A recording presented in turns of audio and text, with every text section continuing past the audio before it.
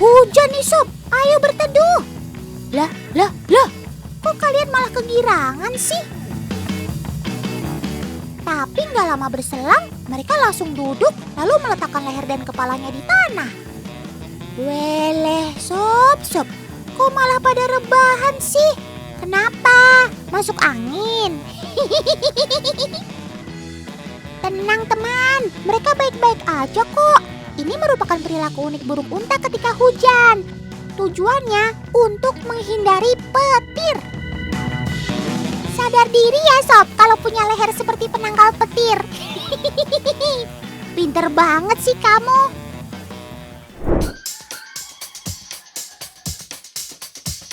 Oh iya, kadang Otan sering khawatir dengan mereka. Karena burung unta tidak dapat membedakan mana yang makanan, mana yang bukan. Apalagi ketika mereka dilepas bersama di tengah lapang seperti ini. Seringkali apa saja yang dilihatnya mereka makan. Nah, begini ini nih, bisa jadi bukan makanan yang dimakan. Perasaan Otan gak enak deh. Tuh kan, apa yang sedang terjadi? Paman, kenapa? Ya ampun, ternyata Dalbo memakan benang layangan, teman. Duh, gimana ini Paman? Apa yang harus kita lakukan?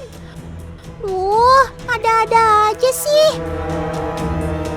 Pertolongan pertama yang dilakukan Paman dengan memancing makanan, dengan tujuan agar Dalbo mau melepas benang dari mulutnya. Wah, ternyata gagal nih. Cara selanjutnya, Paman segera membawa Dalbo masuk ke dalam kandang agar memudahkan pengambilan benangnya. Tapi memang bukan perkara mudah nih. Paman Aswin dan rekan-rekan mencoba menangkap Dalbo, tapi karena ukuran yang besar dan agresif, mereka cukup kesulitan. Ayo dong Sob, jangan melawan. Akhirnya, Paman berhasil menangkap Dalbo. Butuh sekitar 4 orang dewasa tuh untuk menahan pergerakan Sobat Otan ini. Tuh kan bener aja, benang layangnya sudah ada di dalam mulut. Bahkan sebagian sudah masuk ke dalam pencernaan. Waduh, Otan gak tega melihat kamu kesakitan, Sob. Wah, sepertinya ini butuh bantuan dokter. Tapi sebelumnya, benang yang masih tersisa di mulut digunting agar tidak melukai Sobat Otan. Semangat ya Sob, semoga gak kenapa-napa. Nah, akhirnya Pak Dokter datang. Tenang Sob, tenang. Kamu akan segera sembuh kok setelah mendapat perawatan. Amin.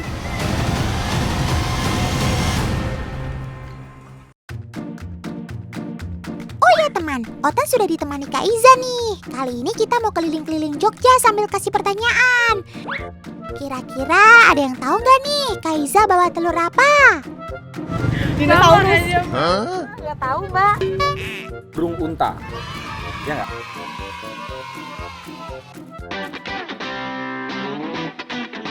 Ngomong-ngomong soal telur burung unta, telur ini berukuran sekitar panjang 15 cm dan lebar 13 cm. Untuk beratnya mencapai 1,5 kg loh dengan isi hingga 1 liter. Atau setara dengan 24 butir telur ayam. Wah. Ini sih kalau dibikin telur dadar bisa dimakan 1 RT.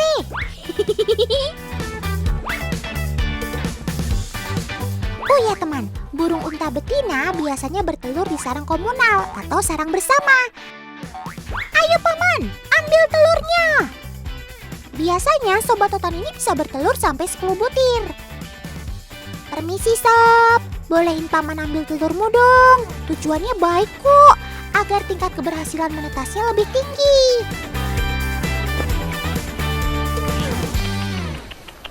Kurang lebih telur burung unta akan menetas di usia 45 hari dengan suhu sekitar 37 derajat Celcius di dalam inkubator. Hei, ada anakan yang keluar dari telurnya. Akhirnya menetas juga kamu Sob. Ya ampun, gemes banget, lucu. Oh iya, terkadang proses menetas tidak berjalan dengan baik karena kondisi cangkang telur yang cukup tebal dan keras, sehingga butuh bantuan untuk dipecahkan. Lihat saja betapa kerasnya cangkang burung unta ini, sehingga membutuhkan palu untuk memecahkannya. Akhirnya, Paman berhasil menyelamatkan anakan burung unta. Selamat datang di dunia, Sob.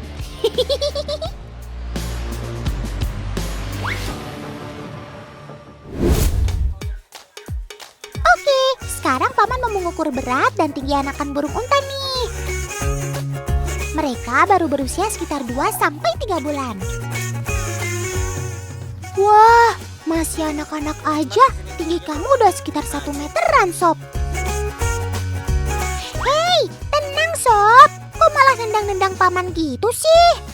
Dari kecil burung unta memang sangat agresif, teman. Untuk menenangkannya, kedua mata Sobat Totan ini harus ditutup. Karena dengan begitu, mereka tidak bisa melihat sekitar yang bisa memancing emosinya. Ternyata berat Sobat Totan berada di angka normal, sekitar 4-6 kg. Syukurlah. Wah, ada yang sedang bermain. Otan ikutan dong. Tapi, gimana kalau kita lomba lari saja? Sudah siap semua? 1, 2, 3, go!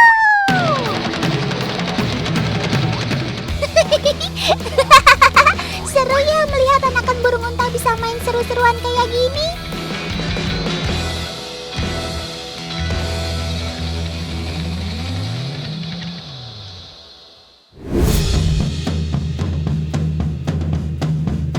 Nah kan, beginilah tanda-tanda Sobat Totan marah. Mereka akan membentangkan kedua sayapnya.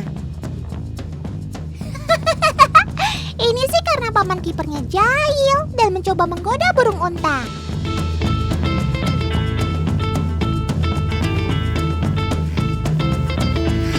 Nah kan, Paman kiper dikejar tuh.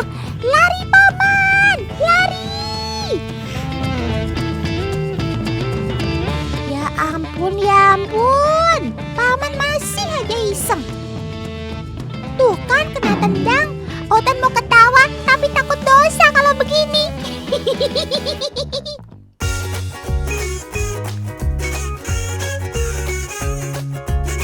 Di alam liar, tendangan Sobat Totan ini dapat melumpuhkan predatornya loh, seperti singa ataupun cheetah. Wih, Otan gak mau deket-deket deh kalau gitu.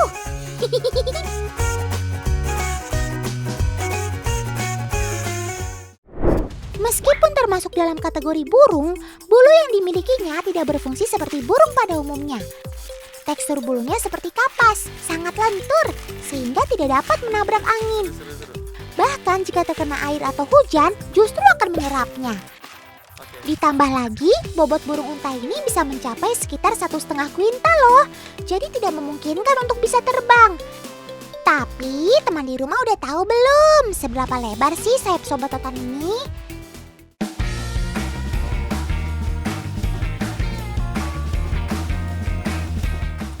Paman, bantuin Otan mengukurnya ya. Harus tetap waspada karena burung unta bisa melakukan perlawanan. Ayo Paman, bentangkan sayap Sobat Totan ini. Wih, lebar juga sayap kamu, Sob. Kurang lebih sekitar 1 meter. Ini sih hampir sama dengan sayap burung elang. Jadi wajar kalau burung unta tidak bisa terbang. Karena kedua sayapnya nggak mampu untuk mengangkat badan bongsornya. Itu sayap apa pajangan, Sob?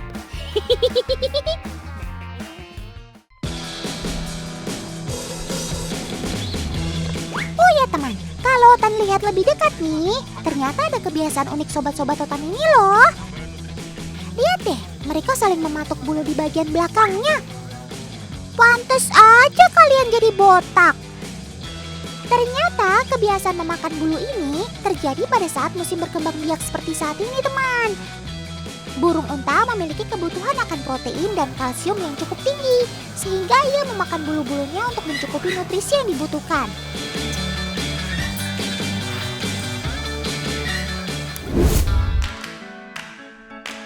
Oh ya teman, sekalipun Meskipun burung unta memiliki tendangan yang ampuh, tapi Sobat Totan ini sebenarnya tidak suka terlibat dalam pertikaian. Mereka lebih memilih menghindarinya. Gak percaya? Yuk kita buktikan. Nah, gimana kalau benda asing ini Paman Kiper coba dekatkan ke mereka ya? Apa yang akan mereka lakukan? Wah, gak pikir panjang. Sobat Totan langsung kabur tuh.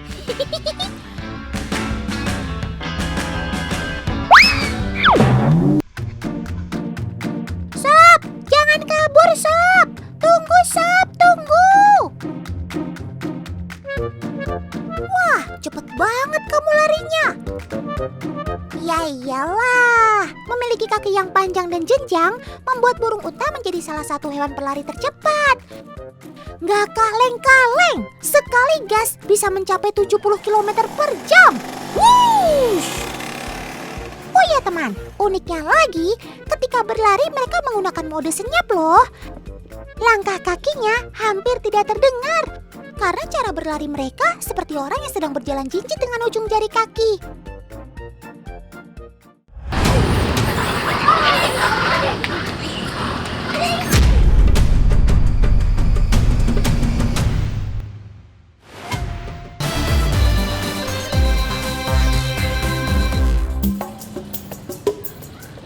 Loh, wih, ini Otan gak salah lihat. Bukannya nongkrong di pohon, kamu kok malah keluyuran di genteng orang, Sob? Awas, itu kan banyak kabel listrik, berbahaya tahu. Tan, kasihan tuh Tan. Monyetnya banyak sekali. Sampai dia naik ke permukiman warga. Karena apa? Cari makan. Sampai dia nggak takut sama warga. Nggak takut orang. Sampai ngambil makan di warung kan. Dari sana balik sana, balik. Balik. Awalnya koloni monyet ini sering menemukan sisa makanan dari tempat sampah warung-warung sekitar teman. Makanya mereka jadi betah masuk ke permukiman warga seperti ini. Tuh, nemu sisa nasi bungkus juga dilahap. Bahkan makanan kemasan dan bekas jajanan pengunjung air terjun juga disikat. Padahal itu kan bukan makanan alami kamu, Sob. Kalau perut kalian sakit bagaimana?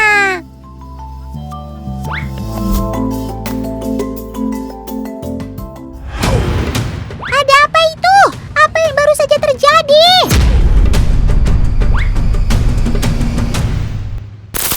Kenapa si monyet tiba-tiba menyerang anak-anak itu?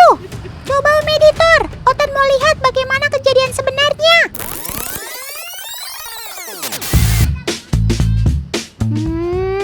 Sampai sini sih terlihat semua baik-baik saja. Si monyet lagi pada asik duduk di parkiran motor. Walah, rupanya anak-anak ini yang mencoba menjahili duluan teman. Karena koloni monyet sering terlihat nongkrong di area ini, anak-anak di sini jadi terbiasa dengan keberadaan monyetnya teman. Mereka juga jadi sering iseng mengusik si monyet. Padahal yang mereka lakukan ini bisa membahayakan diri sendiri teman. Karena kesetia kawanannya yang tinggi, sang alfa akan mencoba melindungi anggota koloninya apabila ada bahaya. Salah-salah, anak-anak ini bisa diserang balik dan mengalami luka. Sudah, jangan ganggu mereka ya. Kalian main di tempat lain saja yang lebih aman.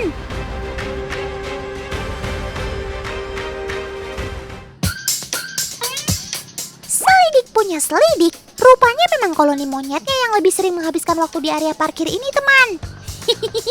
Dasar si jahil, ada aja kelakuannya. Tuh lihat, mulai dari kepo sama helm, jilatin kaca spion, sampai gigit-gigitin jok sepeda motor. Aduh sob, nakal-nakal amat sih kamu. Rupanya jadi rahasia umum di sini teman, kalau monyetnya suka menjahili motor para pengunjung. Kalau cuma spion hilang sih udah biasa. Monyet ekor panjang adalah hewan cerdas yang punya rasa keingintahuan yang tinggi. Makanya barang-barang milik manusia ini betul-betul menarik perhatian mereka.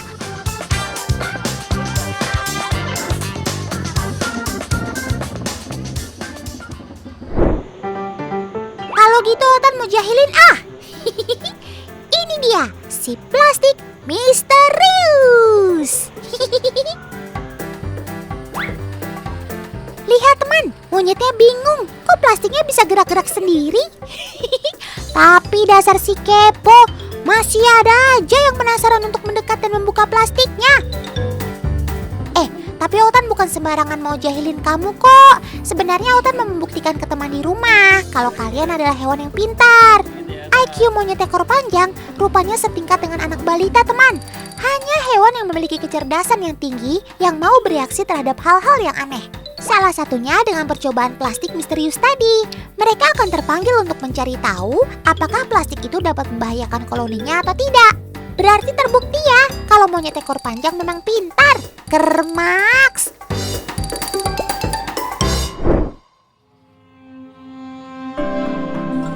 Namun karena kepintarannya inilah, si monyet jadi sering dimanfaatkan manusia untuk jadi monyet pertunjukan. Mereka dilatih dan dipaksa melakukan perintah berulang-ulang untuk mengingat trik atraksinya. Mulai dari memakai topeng hingga naik egrang seperti ini. Otan sedih sih lihat kamu dirantai seperti itu, Sob. Kamu pasti kangen kan berlompatan di pohon bermain sama teman-temanmu? Tapi apa daya, kerja kerasmu sekarang untuk menyambung hidup paman pemilikmu, Sob. Otan cuma bisa berdoa, semoga tidak ada lagi atraksi topeng monyet.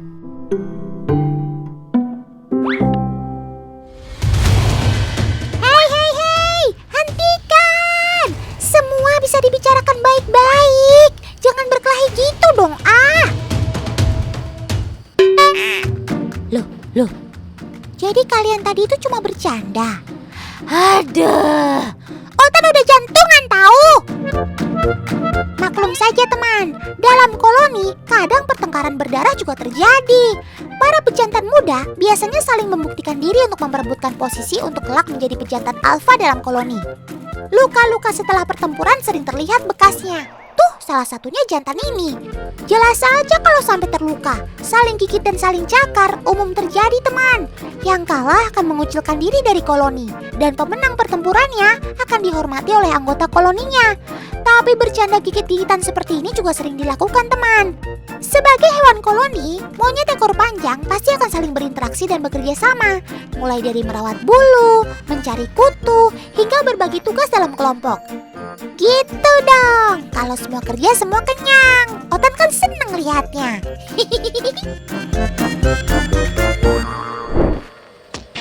Wih, ada apa ini? Kok tiba-tiba ada rezeki nomplok buah-buahan lezat sebanyak itu?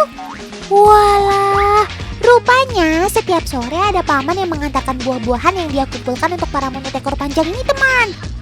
Menurut si paman, buah-buahan ini lebih bermanfaat buat si monyet daripada hanya busuk dan dibuang di pasar. Jadi setiap hari, paman ini mengumpulkan buah-buahan dari berbagai toko buah dan pasar agar si monyet-monyet ini tidak kelaparan. Terima kasih ya paman baik hati, sudah mau peduli sama sobat-sobat Otan ini. Walaupun Otan juga bingung, para monyet ekor panjang ini kan seharusnya mencari sendiri makanannya di hutan, bukan menunggu sumbangan seperti ini. Sejatinya monyet ekor panjang adalah hewan yang mampu mengingat pola dan memorinya kuat teman. Itulah kenapa mereka jadi bermukim di sini, karena mengira setiap sore akan ada makanan lezat yang datang untuk mereka. Mereka jadi malas untuk mencari sendiri makanannya ke hutan yang lebih jauh. Perilaku ini bisa menjadi negatif teman. Kalau mereka tidak mendapatkan apa yang mereka inginkan, mereka tidak segan-segan akan mengambil paksa dari manusia.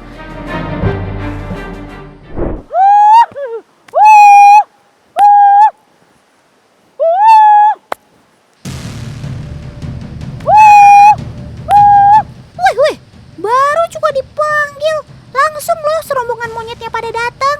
Hati-hati ya bunda, kakak-kakak keruotan. Tuh banyak banget tuh monyetnya, ada yang besar nih komandannya kan tuh. Tuh pasukan. Tuh, tuh banyak sekali, ada yang bawa anak itu kan tuh. Nih, ini kalau ada yang dekat diserang sama ini, nggak boleh. maklum saja teman, monyet ekor panjang adalah hewan koloni.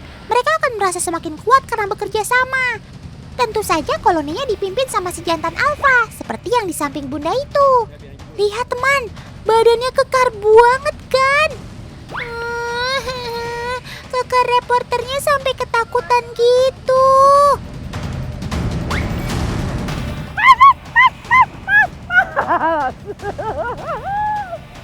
Aduh, ini betul-betul menegangkan ini Tan, bersama sahabat-sahabat Otan yang nakal-nakal Tan. Pokoknya semuanya tenang ya, jangan ada yang membuat gerakan tiba-tiba. Setiap pagi, para monyet ini biasa turun dari hutan dan keliling area air terjun ini teman.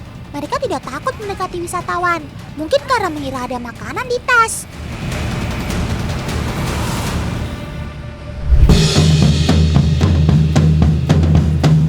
Bunda, bawa apa itu? Mau ngetes monyetan, coba.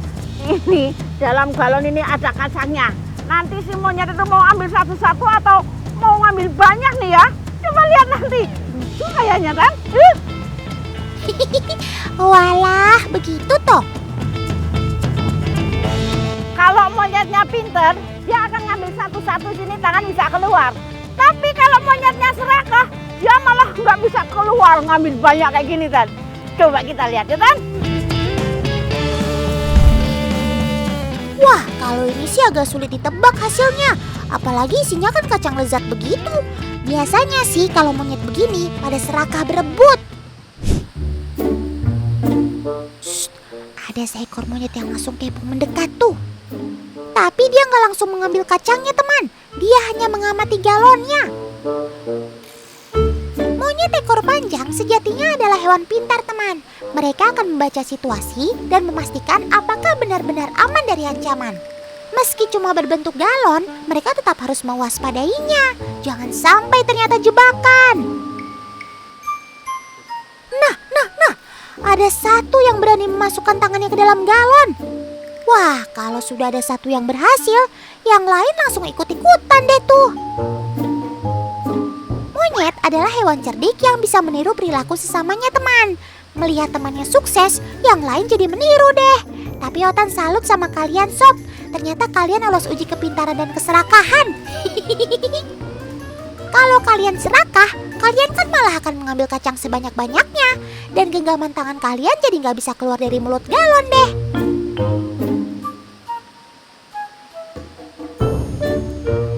Selamat menikmati hadiahnya sob.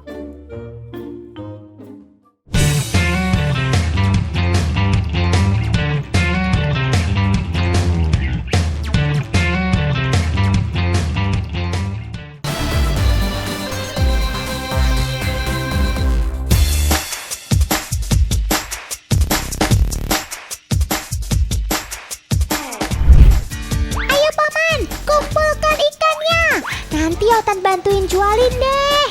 Itu semacam majiring, tapi tidak ada kamu.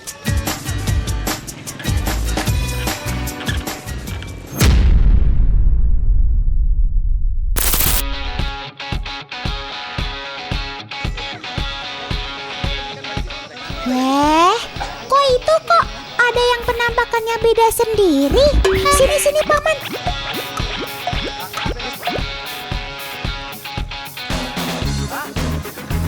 Otan mau lihat.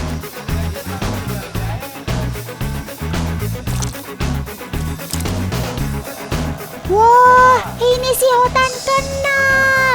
Ini kan si ikan buntal air tawar.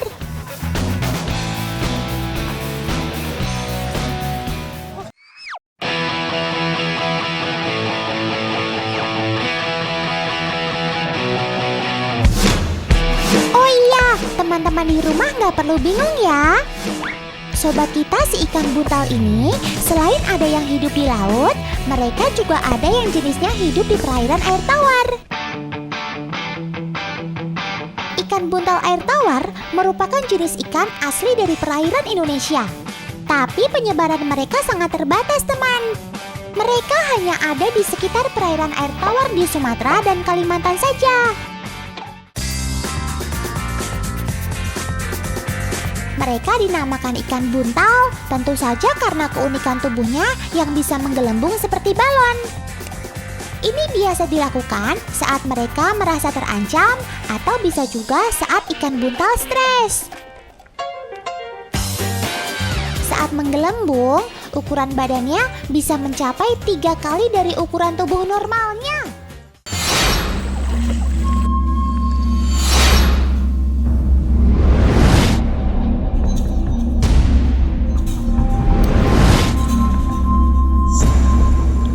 Oh, gawat kuadrat nih. Ternyata ada dia juga di balik batu.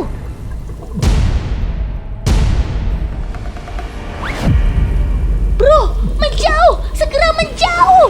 Ada buntal!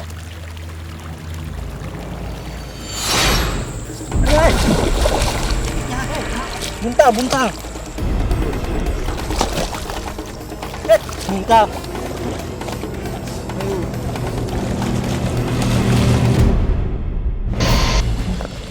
Dep. Ambil wadahnya. Alamak, satu lagi korban buntal. Cup. Otan tahu kok rasanya, pasti cenut-cenut. Ini buntal nih. Ini buntal. Aduh, ini gini sakit, nih gut. Buntal toh. Nah, kita belikan nah. Biar digutnya pulang. Nah, kita cari buntal ah. Tuh lihat di jalan ada buntalnya. Aduh, Bun, masih galak aja sih.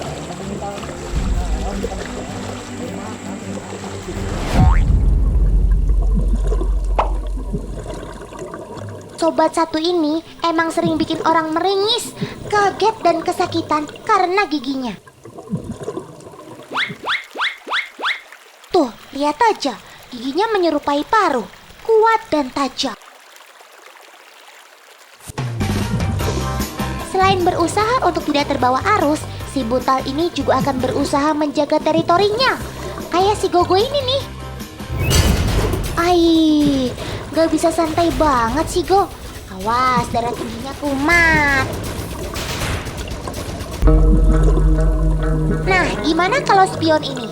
Bakal diomelin juga gak sama si Gogo? Let's find out, bro!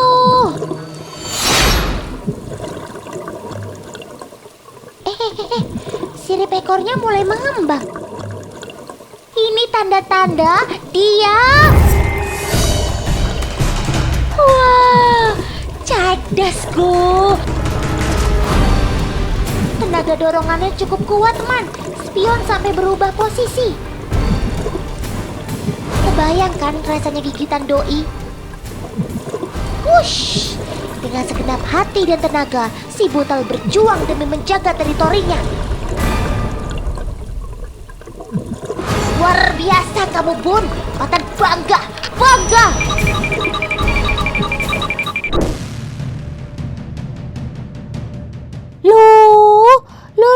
Loh, salah apa sobat Otan si lobster sama kamu sob?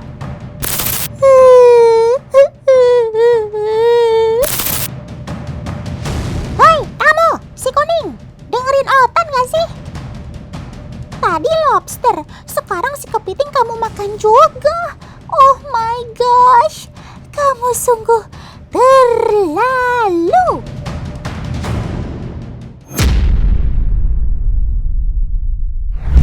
Si kuning ini teman lama Otan yang berasal dari Sungai Nil di Afrika sana teman. Jauh juga kamu mainnya ya sob.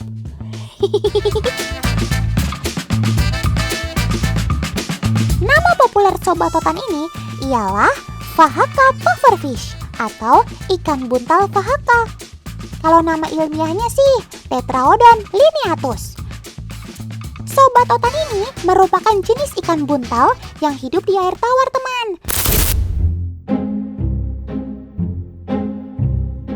Kak Dina, itu mau ngapain bawa-bawa tangga gap sama bawa kerang hijau segala? Mau masakin Otan makanan ya? Otan sih nggak nolak kalau dimasakin. Yah, kirain Otan mau masakin buat Otan. Ternyata mau nantangin sobat Otan si ikan buntal Fahaka ini toh. Oke deh, Otan cari jurinya ya. Pertama, Otan persiapkan Persilahkan Kak Dina dulu untuk mencoba menghancurkan cangkang si kerang hijaunya. Ayo silahkan Kak. Luar biasa Kak Dina. Dengan alat panggegepnya bisa meremukkan cangkang si kerang hijau. Kedudukan 1-0 ya penonton. Oke, sekarang giliran kamu Sob. Ayo buktikan kekuatan gigi kamu Sob. Kamu pasti bisa. Cakep Sob.